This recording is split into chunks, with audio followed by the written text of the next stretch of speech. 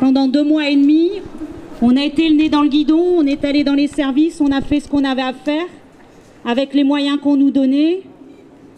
On commence à sortir la tête de l'eau et c'est parce qu'on sort la tête de l'eau qu'il ne faut pas qu'on traîne malheureusement pour aller chercher le bénéfice des nouveaux efforts qu'on a produits. Et il faut aller les chercher tout de suite et les plus nombreux possibles. Parce que nous, en tout cas, pour ce qui est des syndicats CGT du CHU de Lille, on n'a aucune confiance en ces concertations qui se sont ouvertes. Ça fait 30 ans qu'on nous l'a fait à l'envers. On nous dit aujourd'hui qu'en cette semaine, tout sera plié et qu'on aura fait la révolution à l'hôpital et qu'il n'y aura plus de problème. On a quand même du mal à y croire. Alors on va y croire parce que sinon on s'arrête. Hein. Mais on a intérêt quand même à leur dire et à leur démontrer que si on n'a pas gain de cause sur toute la ligne cette fois-ci, on ne quittera pas la rue, on ne quittera pas le mouvement. On ne l'a pas fait depuis 3 ans, on ne l'a pas fait depuis plus d'1 an et demi avec les urgences. Donc on va continuer. Pour ce qui est ici du CHR de Lille, donc on a fait un premier rassemblement, une petite assemblée générale ici la semaine dernière. Ce qui fait plaisir, c'est de voir qu'on est beaucoup plus nombreux aujourd'hui que la semaine dernière. Donc il faut voilà, qu'on poursuive. Il faut qu'on continue à se voir et à se rassembler régulièrement pour pouvoir échanger sur la situation. Parce que comme je vous disais, pendant 2 mois et demi, nos forces militantes, elles ont été aussi rappelées en service. Donc on a pas mal de militants qui ont été en service. On a essayé quand même d'organiser le syndicat. On ne pouvait pas passer dans les services pour venir vous voir parce que on était tous engagés dans la lutte contre la propagation du virus. Donc il était hors de question que des militants viennent tracter dans des services. Et puis il fallait de toute façon qu'on foute la paix aux collègues qui étaient occupés à beaucoup d'autres choses et qui étaient prioritaires. Et puis surtout, on n'a pas pu se réunir de toute façon. Donc première assemblée générale la semaine dernière. On était 4 fois moins nombreux qu'aujourd'hui, donc ça fait du bien. J'espère qu'on sera encore 4 fois plus nombreux mardi prochain et sur les mardis à venir. Parce que du coup, pendant cette période de crise et de confinement pour certains, donc on ne s'est pas vu. Nous, on a dû à un moment prendre des décisions et élaborer des revendications. Mais on n'avait pas l'occasion d'échanger avec vous sur ces revendications. Et en général, c'est pas comme ça, nous, qu'on travaille. Hein. C'est que d'abord, on voit les agents, on établit nos revendications ensemble. Et ensuite, nous, on va les porter à la direction. Donc là, on a été obligé un peu de travailler à l'envers. Donc la semaine dernière, on a exposé un peu les revendications qui étaient portées dans le préavis de grève qui démarre aujourd'hui. Ces revendications, elles restent portées, puisqu'on n'a pas eu de réponse à toutes ces revendications. Hein. Sinon, on aurait levé le préavis de grève et en même temps... On s'en doutait quand même, puisque dedans, il y avait l'histoire de l'augmentation des salaires, etc., etc. Donc on se doutait qu'on n'aurait pas gagné juste en une réunion d'1 heure hier. Donc il faut qu'on fasse un point sur ces revendications qui peuvent évoluer, qui peuvent être agrémentées, qui peuvent... Donc là, ça s'adresse particulièrement aux agents du CHU de Lille, hein, puisque c'est des revendications locales. Si vous pensez qu'on a oublié des choses, si vous pensez qu'on n'est pas sur la bonne ligne, c'est le moment de se le dire, c'est le moment d'en débattre, c'est le moment d'en discuter, pour pouvoir les faire évoluer. Et puis après, il y a toutes les revendications nationales. Donc ça, après, on les connaît aussi tous, hein, puisqu'on était déjà mobilisés depuis 1 an et demi sur la question des salaires, sur la question des moyens. Et quand on parle des moyens, on parle des effectifs, donc des moyens humains. Et on parle du matériel et des locaux. Donc le matériel, je pense que malheureusement, cette crise, elle a fait la démonstration de tout ce qu'on dénonce depuis des années. Oui, on a manqué de matériel et oui, on a dû fermer des services, on a dû déprogrammer des consultations, déprogrammer des interventions pour pouvoir se concentrer sur la prise en charge des patients Covid dans les meilleures conditions humaines et matérielles. Mais ce n'est pas satisfaisant. Si on avait un hôpital public qui était en bonne santé, on aurait été en capacité à la fois de gérer une épidémie sans pour autant devoir déprogrammer 60% de l'activité. Il y a quand même quelque chose qui ne va pas. Donc quand Édouard Philippe nous dit l'hôpital n'a jamais été débordé, il faut quand même rappeler à ce gouvernement et à la population, il faut informer la population que ça a été un lourd prix quand même. Il y a des patients qui sont en attente de soins et qui sont en attente de retour à l'hôpital parce qu'on n'a pas pu les prendre en charge. Ils étaient plus prioritaires. Donc c'est quand même un lourd sacrifice, évidemment pour les hospitaliers qu'on est, mais aussi pour la population. Donc ce qui est assez étonnant et réjouissant aussi aujourd'hui, c'est que depuis hier, en fait, le téléphone du syndicat n'a pas arrêté de sonner. Et on a reçu beaucoup d'appels de l'extérieur parce qu'en fait, je pense qu'il y a une véritable prise de conscience quand même de la population de la nécessité de défendre notre hôpital public et de défendre notre santé et la santé pour tous et gratuitement partout dans le territoire et pour toute la population. Et visiblement, non seulement on a le soutien de la population, mais ils sont même en attente de pouvoir se mobiliser avec nous. Donc beaucoup nous ont appelés en nous disant « je ne pourrais pas être là demain » ou en posant la question « est-ce que je peux venir demain ?» Donc c'est ce qui fait aussi qu'on a un rassemblement qui est peut-être un peu plus étoffé aujourd'hui. Et puis, comme vous avez dû l'apprendre et comme on l'avait annoncé la semaine dernière, il y a un appel national de la santé et de l'action sociale le 16 juin. Donc ce sera en territoire, hein, il y aura quelque chose ici dans le département. Donc les modalités, moi je ne les connais pas encore parce que je n'ai pas encore eu le temps de discuter avec mes camarades du département CGT, mais peut-être qu'ils pourront nous en dire plus s'il y a des choses qui se sont précisées. Dans tous les cas, le 16 juin, il y a un appel national pour la défense de la santé et de l'action sociale dans ce pays. Donc réservez déjà votre journée parce que évidemment, nous ici CGT au CHU de Lille, on ne risque pas de passer à côté.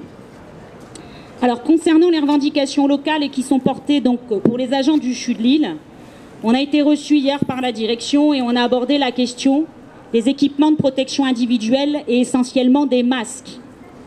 Puisque, comme vous le savez, pour ceux qui ont peut-être un peu plus de bouteilles dans l'établissement ou en tout cas dans la fonction publique hospitalière, c'est que en général, quand il y a une épidémie et notamment un coronavirus, la préconisation, c'est le port du masque FFP2 pour tous les personnels qui interviennent dans la sphère respiratoire du patient, voire même dès l'entrée dans la chambre. Sauf que sur le Covid-19, le 4 mars, toutes les recommandations ont changé en nous disant, en fait, non, pour ce Covid-là, il n'y a pas besoin de masque FFP2 dès qu'on rentre dans la chambre, ni quand on intervient dans la sphère respiratoire du patient. Il suffit d'en avoir pour les gestes invasifs. Ils ont donc édité des recommandations restrictives sur l'utilisation des masques FFP2. C'était évidemment nous prendre pour des imbéciles parce qu'on est quand même des travailleurs de l'hôpital, donc le risque sanitaire, on y est formé régulièrement, donc on savait très bien que c'était pas comme ça que ça devait se passer. Sauf qu'on a tous pris sur nous et on est tous allés au front, comme ils disent, en tout cas au travail, moi je préférerais qu'on appelle ça le travail, auprès des patients sans avoir les équipements à la hauteur des enjeux de santé qui se posaient à nous. On l'a fait, on n'avait pas le choix, on s'est dit qu'il n'y avait pas de FFP2 en nombre suffisant, on a privilégié du coup les collègues qui étaient dans les unités Covid, puis les collègues qui étaient dans les unités non Covid, pour ceux qui intervenaient dans la sphère respiratoire. Enfin, on s'est tous démerdés avec ce qu'on avait. Alors je parle des masques, mais il y a eu tout le reste, hein, on a découvert après, parce que ça, moi je m'y attendais franchement pas, alors je pense pas vous non plus. On s'est retrouvé avec des blouses en sac plastique, on s'est retrouvé... D'ailleurs, elles existent toujours et elles sont toujours en utilisation dans certains services. On se demande même si on essaye encore d'avoir des surblouses normales et si on n'est pas juste en train de nous dire vous allez continuer avec du plastique, c'est moins compliqué pour nous. Sur la question des masques FFP2, il y a eu une grande surprise quand même il y a quelques semaines, c'est que quand ils ont annoncé le déconfinement progressif, on a été nous contactés par des camarades de la CGT, notamment de la métallurgie, qui nous ont expliqué que les employeurs étaient en train de convoquer des CSE, donc vous savez c'est le CTE ici au CHR de Lille et le CHSCT, l'équivalent dans le privé c'est le CSE.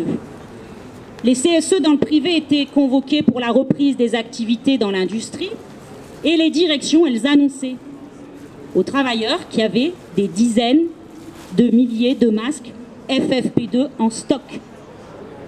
Donc ils nous ont informés en nous disant que c'était un véritable scandale parce qu'ils savaient que nous on n'en avait pas et que visiblement dans l'industrie et pour reprendre l'activité économique du pays, on était en capacité de trouver des centaines de milliers de masques FFP2 qui manquaient tellement au personnel soignant. Quand on a appris ça, on a vérifié évidemment les informations et comme vous avez peut-être vu, ça a circulé un peu dans la presse et sur les réseaux sociaux, la CGT du CHU de Lille a décidé de déposer un dossier au Conseil d'État pour demander que les recommandations de masques FFP2 soient à tous les personnels hospitaliers qui interviennent à moins d'1 mètre de la sphère respiratoire du patient. Et pour que ça puisse se réaliser, on a demandé la réquisition des masques FFP2 dans les entreprises qui ne sont pas indispensables dans l'immédiat pour gérer la crise sanitaire. C'est quand même un véritable scandale, hein. Ce dossier, il est en référé, donc c'est une procédure d'urgence. Il a été déposé lundi dernier et le ministère avait jusque vendredi soir pour répondre à notre mémoire. Ils n'ont répondu qu'hier soir très tard, ils ont pris du retard. Et donc, juste avant le rassemblement, là, quand on a démarré, j'ai eu un coup de fil de nos avocats. Donc, il faut savoir qu'ils ont mis plus de temps qu'il ne fallait pour répondre, mais ils répondent sur un recto verso. Et ils nous indiquent qu'il n'y aura pas d'audience, parce que tout simplement, on ment. Actuellement, tous les hospitaliers qui interviendraient à moins d'1 mètre dans la sphère respiratoire d'un patient sont équipés d'un FFP2. Alors, je ne sais pas, moi je vérifie auprès de vous, hein. Les collègues, est-ce que vous avez du FFP2 systématiquement quand vous allez faire une toilette au lit, quand vous allez faire un soin en chambre, quand vous allez faire une radio, quand vous brancardez? Est-ce que vous avez du FFP2? Qui ment?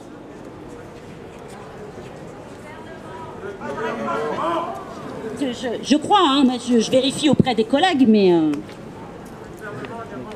Donc, on a quand même un problème, et visiblement, il va falloir faire la démonstration que c'est pas la CGT du CHU de Lille qui invente des choses, mais que c'est bien la réalité des hospitaliers actuellement au CHU de Lille et ailleurs. Donc, il va falloir qu'on se mette tous au boulot d'ici vendredi. On veut recueillir, nous, un maximum de témoignages des agents du CHU de Lille. Donc c'est un témoignage sur un document, on appelle ça un CERFA, un formulaire qu'on doit fournir au tribunal avec une copie de la pièce d'identité. Donc moi j'invite tous les agents du CHU de Lille qui veulent consolider notre dossier avant qu'il y ait une décision du Conseil d'État à se rapprocher de la CGT pour témoigner par écrit que non, nous n'avons pas du FFP2 quand on intervient systématiquement dans la sphère respiratoire du patient. Donc je m'entends fort du coup. J'entends plus que moi. Donc sur la question des FFP2, on en a discuté hier avec la direction, et la direction du CHU de Lille, elle nous répond qu'on n'a jamais été en pénurie, que les recommandations, elles les ont suivies, et que les recommandations, ce ne sont pas des recommandations pour gérer les stocks, mais ils nous disent que c'est bien les recommandations des virologues experts du Covid-19, et que visiblement tous les virologues qui ont exercé et émis des préconisations avant février 2020, ils avaient tous raconté n'importe quoi depuis des décennies. Donc, sur la question des FFP2, vraiment, on va avoir besoin là, du soutien des collègues du CHU de Lille, et vraiment, on va avoir besoin de vos attestations si on veut aller au bout de cette procédure et démontrer non seulement qu'ils mentent, mais qu'en plus, on en a ras-le-bol qu'ils nous mentent. Donc voilà, sur la question du déconfinement progressif, donc ça avait été vu en CHSCT pour que les AAE, les autorisations d'absence exceptionnelle et le télétravail puissent être maintenus au maximum pour garder un maximum de collègues confinés en attendant que les soins puissent redémarrer partout. Ça ne sert à rien de faire venir des collègues sur site et prendre le risque qu'ils soient contaminés ou qu'ils contaminent leurs collègues ou leurs patients si on peut les mettre à l'abri. Donc, il y a un maintien du dispositif des AAE. Donc, s'il y a des questions là-dessus, on va les prendre. C'est le même fonctionnement qu'auparavant, c'est-à-dire que suivant l'activité, il y a un cadre de fonctionnement. Le cadre de fonctionnement, à partir du moment où on l'a atteint, tout ce qui est possible de libérer est libéré en AAE, et les personnels qui peuvent rester en télétravail le restent. Il y a eu la question aussi du coût du télétravail, parce que du jour au lendemain, on a eu plus d'1 millier de collègues qui se sont retrouvés chez eux à devoir s'organiser pour travailler à la maison, sans forcément avoir le matériel informatique, sans avoir forcément les consignes, de manière isolée. On ne va pas se mentir, on a 80% de femmes au CHR de Lille, donc je pense qu'on sait tous aussi qu'il y a beaucoup de mères de famille parmi nos collègues qui se sont retrouvées en télétravail et qui se retrouvent quand même dans une grosse galère parce que les enfants sont à la maison. Donc elles ne peuvent pas bosser la journée, donc du coup en fait elles sont en train de développer du travail de nuit pour pouvoir faire le boulot la nuit, garder les enfants le jour, et donc c'est une désorganisation totale de leur travail, de leur vie, et il faut qu'on soit très vigilant sur ce qui est en train de se passer sur le télétravail. Donc il y aura des réunions de toute façon de discussion et de négociation. La difficulté qu'on a, c'est que comme les collègues sont en télétravail, on n'arrive pas à les réunir et on n'arrive pas à discuter avec eux. Donc on a des contacts, mais ce n'est pas forcément des contacts généralisés. On a aussi discuté de la mise en quatorzaine, donc en AAE, des collègues qui ont exercé dans les unités Covid et qui doivent réintégrer leur unité de départ. Parce qu'à partir du moment où on a travaillé en COMED, nous, on avait demandé à ce qu'il y ait une période, on va dire, de carence couverte par des AAE pour que les collègues ne retournent pas du jour au lendemain dans leur service non Covid avec le risque que ça peut représenter. Puisqu'en fait, nous, les hospitaliers, on n'a pas une santé différente des autres êtres humains. Hein. On peut être porteur du Covid et asymptomatique, et puis en fait, on peut le refiler aussi. Hein. On nous a portés en héros. Les héros, ça meurt jamais. Les héros, mais en fait, on n'en est pas. On est juste des êtres humains, et on a, nous aussi, les mêmes faiblesses face au virus que n'importe quel être humain. Donc la direction nous a garanti qu'elle avait donné cette consigne aux cadres. Donc alors moi, je plains beaucoup les cadres, parce que visiblement, ils ont eu beaucoup de consignes. Et visiblement, c'est eux qui ne savent pas les mettre en œuvre. Hein. Donc la direction s'est complètement déchargée sur les cadres de proximité, en disant, nous, on a donné des consignes, et si les cadres ne le font pas, bah, ça devient de leur faute. Donc ce serait peut-être bien aussi qu'à un moment, on arrive à réunir les cadres de cet établissement, parce que nous, quand on va les voir, ils nous disent que les consignes ne sont pas si claires, que c'est pareil sur les EPI, le chat, etc. Non, on ne leur donne pas ce qu'il faut pour les équipes, et quand vous allez à la direction, on vous dit, c'est eux qui ont tout ce qu'il faut, c'est eux qui ne savent pas faire, quoi. Alors ce genre de clivage, évidemment, il ne faut pas qu'on y entre, et il faut qu'on arrive aussi à aller à la discussion avec les cadres sur ce qui vient de se passer, les conditions dans lesquelles on les a mis pour gérer les équipes. Donc voilà, on a fait un point un peu sur le dépistage des professionnels du CHU de Lille. Les dépistages ont démarré il y a à peu près 3 semaines. Il y a évidemment un ordre de priorité au dépistage qui a été défini par la médecine du travail.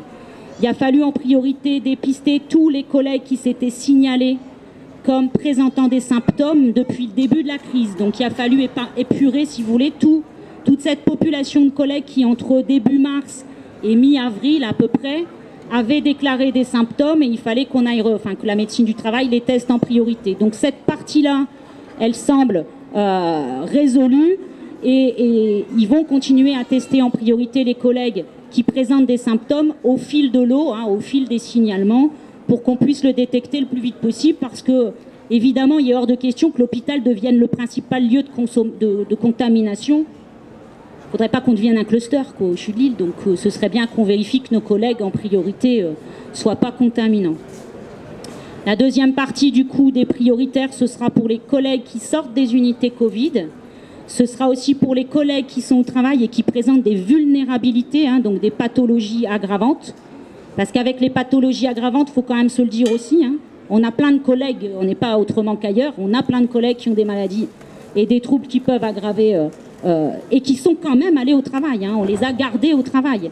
Tout le monde n'a pas été confiné. Donc ces collègues-là, ils méritent quand même d'avoir une protection au maximum, mais on s'est beaucoup inquiété pour eux. Donc ils vont devenir aussi prioritaires sur les tests. Et ensuite, prioritaires sur les tests, les collègues qui travaillent dans les services où les patients sont immunodéprimés et sont particulièrement vulnérables. Donc voilà, il y a tout un plan, en tout cas, de tests qui est en cours. Ce qu'ils ont été capables de nous dire hier, c'est qu'à l'état actuel des tests, on a en moyenne 17% des agents du CHU de Lille qui ont été contaminés ou qui sont contaminés par le Covid.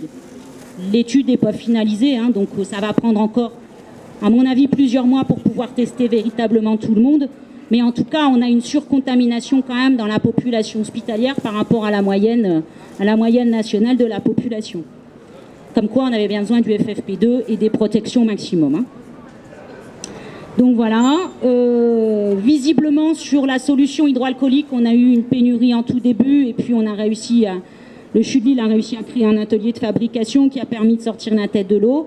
Aux dernières nouvelles, quand on interroge les agents et dans les services, donc à vous aussi de nous dire, visiblement le chat est de nouveau, alors il est contingenté par les cadres dans les bureaux, etc. C'est pas du libre service, mais en tout cas on en a en quantité suffisante aujourd'hui dans les services pour pouvoir se désinfecter les mains régulièrement. Donc on a fait un petit sondage et visiblement ce problème-là est résolu parmi les collègues.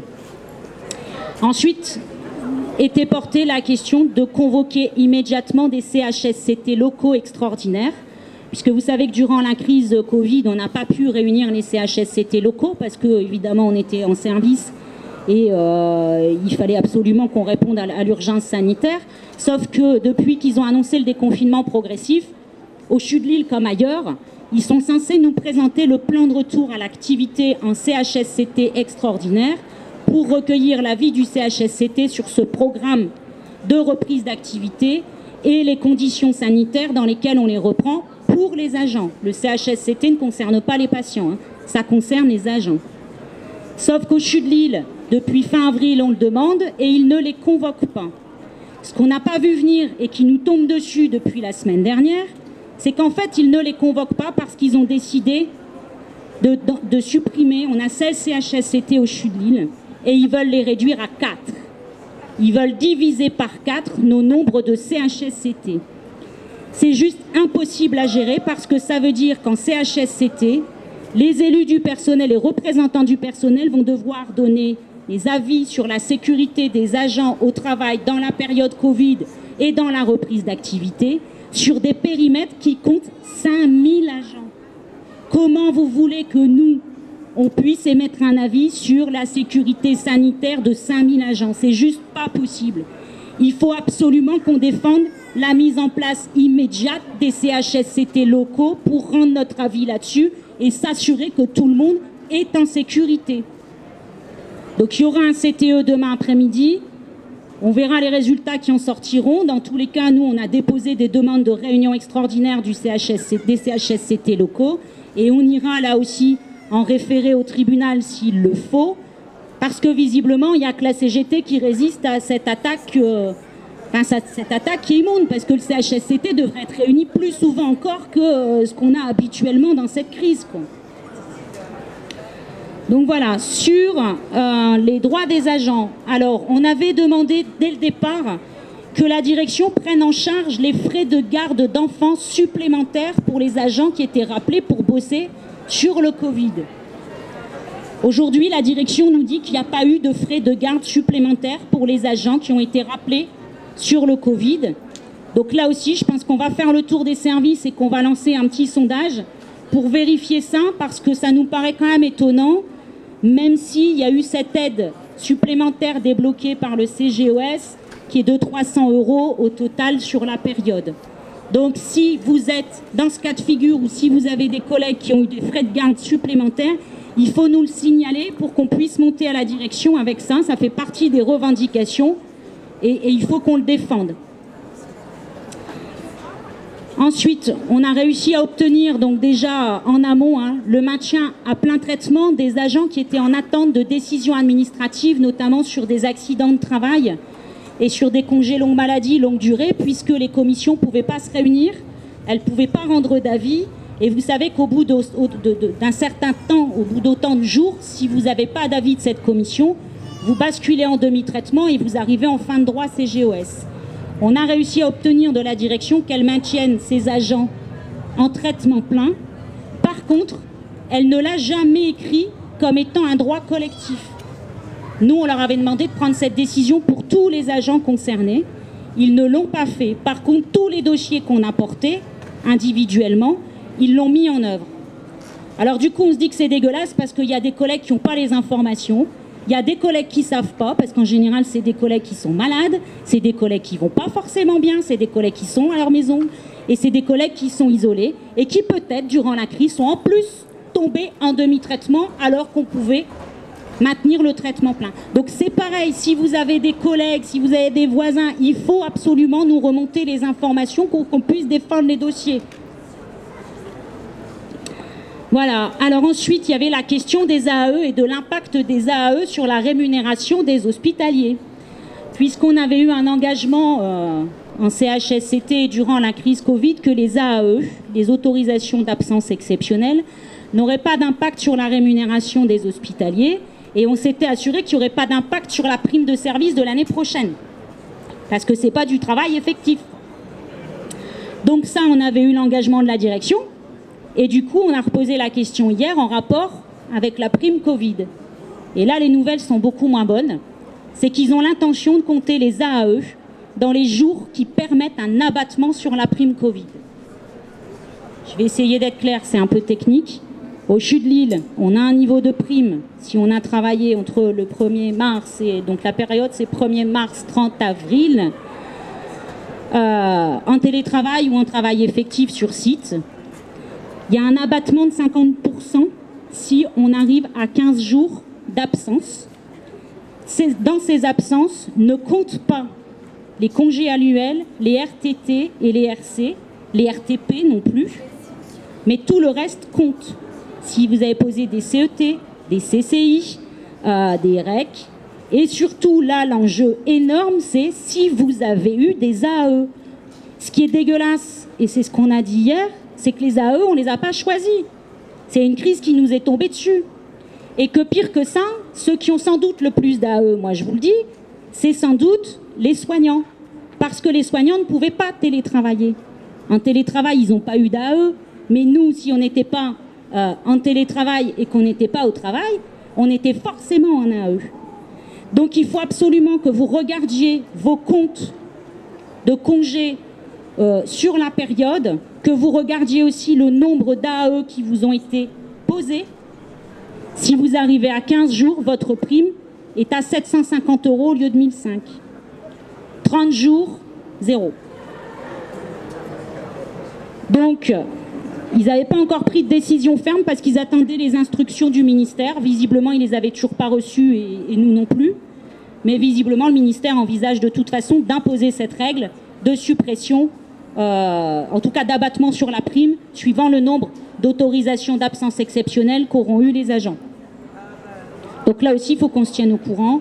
Et si vous avez encore le temps, si vous voyez que vous avez 15 jours avec un AE, posez une REC. Ça vous fait 14 jours d'AE, vous gardez votre prime pleine. Enfin voilà, débrouillez-vous, trouvez des subterfuges. Il faut leur faire à l'envers. Hein. Comme ils nous la font à l'envers, il n'y a pas de raison. Hein. Donc il faut la faire à l'envers, il faut aller voir les cadres, vous me transformez des REC, des machins, des trucs, pour ne pas vous retrouver avec 750 € dans l'os. Et parfois même juste pour une journée. Hein. Sur la reconnaissance en maladie professionnelle, pas de réponse de la direction puisqu'on n'a pas de réponse du ministère. Je vous rappelle qu'on a demandé, que l'ensemble des organisations syndicales ont demandé dès le départ que les collègues qui chopent le Covid soient reconnus en maladie professionnelle. On n'a toujours pas de décision et on n'a toujours pas de décret sur la reconnaissance en maladie professionnelle. Ils ne peuvent pas nous dire qu'ils n'ont pas le temps parce que quand il s'agit de déplafonner nos heures supplémentaires et les astreintes, en 48 heures, il y avait un décret. Hein. Donc pour nous faire bosser plus, 48 heures, ils savent pondre un décret. Par contre, quand il s'agit de reconnaître les maladies qu'on a contractées en service, 3 mois après, il n'y a toujours rien et pas de nouvelles. Hein. Donc du coup, en alternative, nous, on a demandé à la direction, on sait qu'il y a d'autres directions d'établissements dans le département et même dans la région qui ont pris le principe de dire qu'un agent qui se déclare en arrêt en lien avec le Covid est systématiquement positionné en accident de travail. Ça permettait d'avoir un recensement, ça permettait de couvrir les droits et ça permettait du coup de basculer en maladie professionnelle si jamais un jour on gagne cette reconnaissance en maladie professionnelle. Il y a des établissements du territoire qui l'ont fait. Ici au CHU de Lille, ils le refusent. Si vous ne déclarez pas d'accident de travail, vous ne serez jamais considéré en accident de travail. Il faut le faire. Il faut le faire aussi parce qu'il y a des arrêts maladie simples qui rentrent en compte dans la décote de la prime. Ça veut dire que si vous avez été en arrêt maladie simple non étiqueté Covid, ces jours vont compter dans votre abattement sur la prime. Il faut déclarer des accidents de travail. Si vous ne le faites pas, la direction refuse de le faire de manière systématique. On a aussi vu avec eux comment on pouvait se débrouiller ici au CHU de Lille, mais c'est une question nationale, pour tous ces collègues qui se sont retrouvés en arrêt préventif. Donc vous voyez tous ces collègues qui ont notamment des problèmes de santé qui venaient aggraver la situation face au Covid, qui ont vu leur médecin traitant, qui les ont mis en arrêt maladie courant mars, puisque vous vous souvenez qu'à l'époque, le gouvernement avait pris la parole en disant qu'il abolissait la journée de carence et que tous les arrêts professionnels des hospitaliers qui interviendraient dans la période seraient couverts sans journée de carence et sans abattement, là aussi, sur la prime de service qu'il va y avoir l'année prochaine. Sauf que ce qu'ils ont oublié de dire à la télé, c'est que cette mesure, elle ne serait effective qu'à partir du moment où on aurait déclaré l'état d'urgence sanitaire. Et l'état d'urgence sanitaire n'a été validé que le 24 mars. Donc on a un tas de collègues entre le 1er mars et le 24 mars qui se sont vus mettre en arrêt par leur médecin traitant et qui, fin avril, quand ils ont touché la paye, se sont aperçus qu'ils avaient la journée de carence. Alors on les prévient, c'est pas seulement la journée de carence, c'est aussi du demi-traitement au bout de 90 jours et c'est aussi une retenue sur la prime de service de l'année prochaine. Tout simplement parce qu'une fois de plus, on ne va pas dire qu'ils ont menti, on va dire qu'ils n'ont pas dit toute la vérité. Et on pense qu'il y a plusieurs centaines d'agents du CHU de Lille qui sont dans cette situation. Et ce qui se passe au CHU de Lille, ça se passe ailleurs. Il faut absolument qu'on obtienne la rétroactivité de cette mesure au moins au 1er mars, puisqu'on déclare aujourd'hui que la pandémie, on a dû la prendre en charge à partir du 1er mars. Donc tous nos droits doivent être attachés au minimum à cette date, et pas au 24. Donc affaire à suivre, puisque là, ils sont très embêtés. On leur a demandé de requalifier les périodes en AE ou en absence justifiée. Enfin voilà, trouver un système administratif qui permette de couvrir la première période d'arrêt au moins jusqu'au 24 mars. Et là, on les a vus faire des gros yeux en disant, bossement quand même, vous demandez des choses très illégales là. Donc il va falloir l'obtenir d'une manière ou d'une autre. Et l'idéal, ce serait quand même que ce soit une mesure nationale. Parce que ce qu'on gagne ici au CHU de Lille, il faudrait pouvoir le gagner pour l'ensemble des hospitaliers, comme on a pu le faire pour la prime, même si on en est là. Donc voilà sur les revendications locales. Donc je ne sais pas si vous avez des commentaires, si vous avez des remarques. Est-ce que vous avez compris toutes les situations sur lesquelles il faut nous contacter? Frais de garde d'enfants, reconnaissance d'accident de travail, proratisation de la prime. Il y a encore beaucoup de questions pour lesquelles il faut vous rapprocher des militants CGT dans les locaux. Et surtout, des témoignages que nous n'avons pas de FFP2. D'ici vendredi, il nous faut ça. Des témoignages comme quoi on n'a pas de FFP2 quand on intervient dans la sphère respiratoire du patient. Inondons le Conseil d'État de témoignages. Il faut les inonder de témoignages pour démonter le mensonge d'État qui existe et qui continue alors que des masques, il y en a. Mais visiblement pas pour nous. Donc voilà sur les questions locales. Je ne sais pas si vous avez des questions, si quelqu'un veut prendre la parole.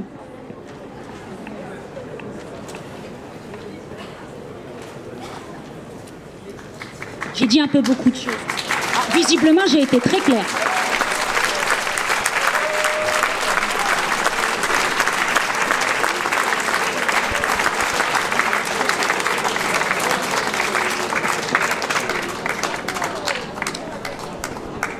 Donc voilà. Sur ces questions-là, on va continuer. On ne va pas lever le préavis de grève parce que, comme vous avez compris, il y a des choses qui restent en attente. Et puis ensuite, on avait remis les questions d'arrêt de fermeture des lits, de réouverture des lits qui sont nécessaires, arrêt de fermeture des hôpitaux, 300 € net tout de suite pour tous. Voilà. Et ça, c'est... et les effectifs à la hauteur des besoins. Le Ségur de la Santé a commencé ses réunions hier. Il y avait un camarade de régional qui était là, donc je lui avais proposé de prendre la parole sur les thématiques et la façon dont se déroulent ces discussions. Là aussi, il va falloir qu'on soit très prudent. Philippe, tu veux prendre la parole là-dessus?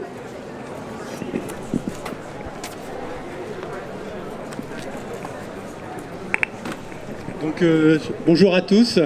Sur le Ségur de la Santé, donc c'est on peut dire que c'est un pare-feu qui a été ouvert par le gouvernement pour tenter de nous empêcher de revendiquer et pour tenter aussi de nous dire qu'ils vont répondre à nos revendications sans qu'on se mobilise.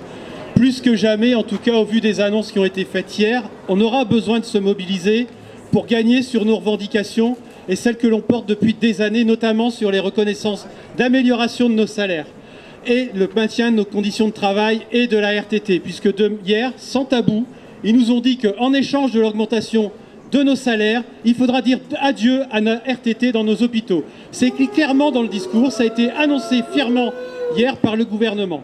Par ailleurs, il faut plus d'agilité et plus de souplesse dans la gestion de l'hôpital et faire sauter tous les tabous que la crise a permis de faire sauter. Notamment, ne pas consulter les instances du personnel, puisque c'était le tabou qui faisait problème auparavant. Et donc la crise a permis de fonctionner sans ces instances, sans le fonctionnement, et ça a permis à l'hôpital de s'adapter beaucoup plus facilement à la crise sanitaire. C'est aussi comme ça qu'ils voient les choses. Les négociations sont démarrées aujourd'hui. On a un calendrier très serré. Et quand on parle du 16 juin, donc ce sera le 16 juin, rassemblement 14h30 sur la place de la République. Et si on est nombreux, on pourra s'organiser pour faire une manifestation. On verra le nombre de personnes que nous serons ce jour-là. Soyons un maximum pour demander l'augmentation de nos salaires sans contrepartie. On a connu par le passé la perte de la RTT pour les infirmières, la perte de la pénibilité pour les infirmières pour gagner la catégorie A. Nous ne voulons pas d'augmentation de salaire sans perdre en conservant nos RTT. Donc il est hors de question que nous allons dans ce sens-là. Plein d'autres sujets comme le fonctionnement de la T2A. On peut résumer le discours.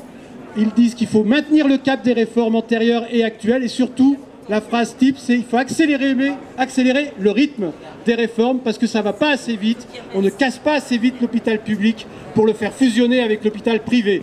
Et donc j'attends de tout le monde et que tous on puisse dans nos services être au maximum en action et en grève dans les semaines qui viennent, tous les mardis et le 16 juin. Merci à tous.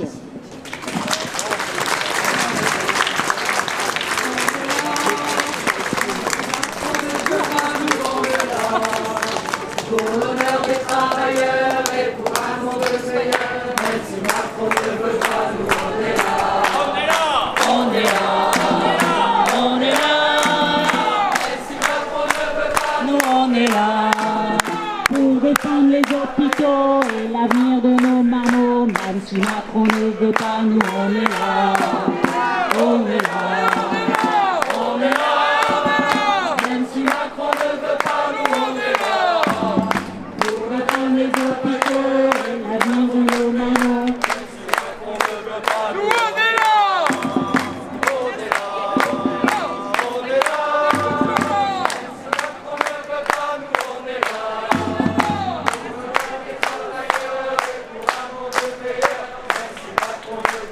nous on est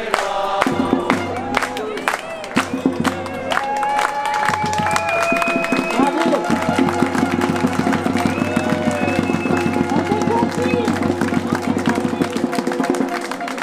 Alors on déconfine et on déconfine tout doucement parce que du coup on se remet un petit peu en jambes. Comme je vous disais tout à l'heure, ça fait 2 mois et demi qu'on n'est pas dans des exercices de lutte habituels, que ce soit les hospitaliers ou que ce soit les autres secteurs, parce que je vois qu'il y a d'autres secteurs qui sont là. Donc il va s'agir là de dégripper la machine, de reprendre et surtout on n'a pas le choix, il va falloir qu'on crée un rapport de force, il va falloir qu'on soit véritablement nombreux et qu'on soit véritablement déterminés. Donc là, ce qu'il faut en effet, c'est qu'on arrive au moins à réussir cette journée du 16 juin, mais moi je suis confiante, parce que, y compris la population, je pense qu'il y a de véritables enjeux qui se posent à nous et tout le monde a bien conscience qu'il faut qu'on s'en saisisse. Donc là, la question, c'est comment on va faire descendre les collègues les plus nombreux possibles. On est, les collègues du CHU, on est 3 fois plus nombreux aujourd'hui que ce qu'on était la semaine dernière, mais il faut qu'on soit encore 3 fois plus nombreux la semaine prochaine. Donc ce qu'on proposait, c'était de maintenir les actions le mardi à 14 h. C'est la 2e fois aujourd'hui qu'on fait une action le mardi à 14 h. 2e fois qu'on l'a fait dans la cour de l'hôpital Hurier. Donc ce matin, entre militants, on s'est dit que ce serait peut-être bien d'aller chercher les autres hôpitaux aussi.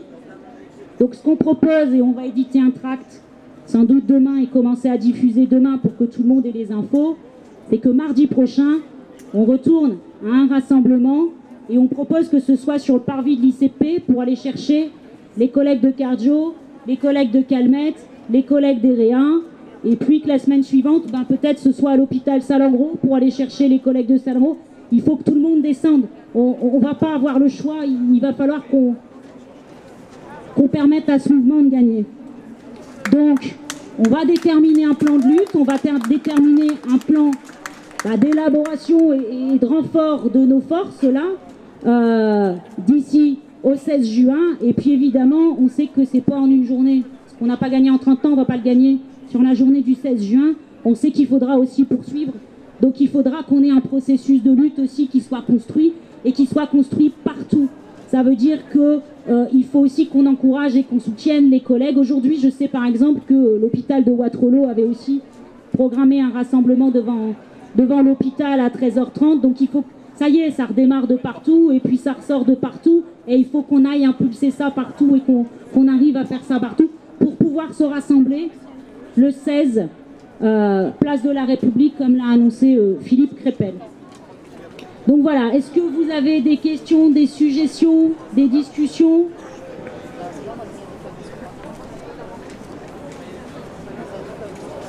Le 16, ce sera à 14h aussi. Je suppose, visiblement ça s'est décidé ce matin, donc je pense que c'est 14h, place de la République. Mais de toute façon, on va communiquer aussi. Je pense que si vous avez trouvé la cour de l'hôpital Hurier aujourd'hui, vous trouverez la place de la République le 16 et à la bonne heure.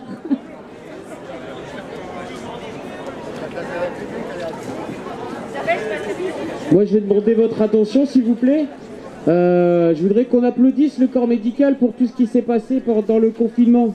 Donc, on vous écoute tous.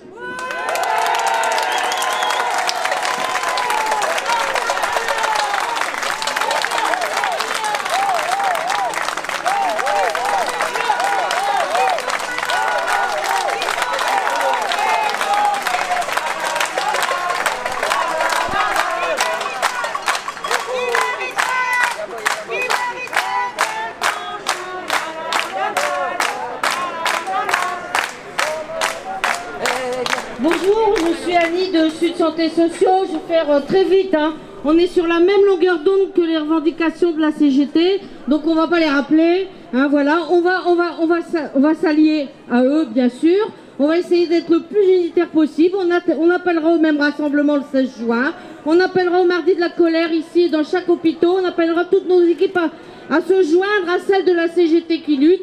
Voilà, on n'a rien d'autre à dire. Et puis surtout, il faut aussi, avec les collectifs ici présents, on voit bien les Gilets jaunes, mais aussi tous les autres collectifs qui sont importants. Collectifs interurgence, interbloc, interhôpitaux.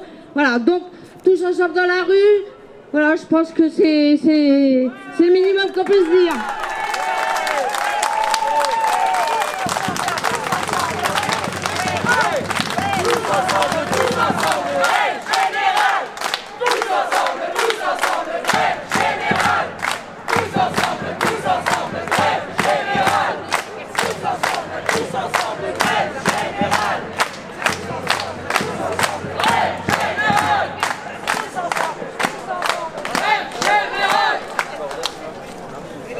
Citoyens aussi.